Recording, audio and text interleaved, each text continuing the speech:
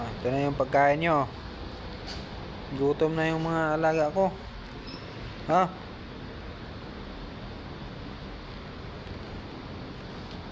Tara, doon na sa ano? Doon sa kainan.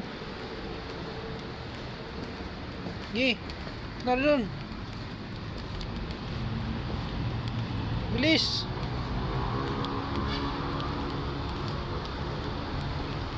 Doon na sila sa kainan nila. Ilang araw na ay kahapon, hindi pa kayo nakakain kahapon pala. Sorry.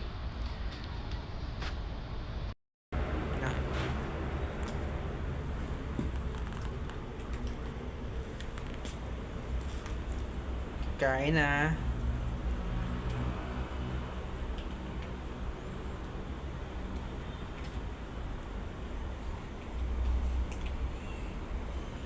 Yan sila, puro kapo na yan guys. Kaya hindi na yan dadami. Hirap ang pagkain eh. Iantay lang ng ayuda. Yung kapon yan, mga putol ng tinga yan. Yung dulo.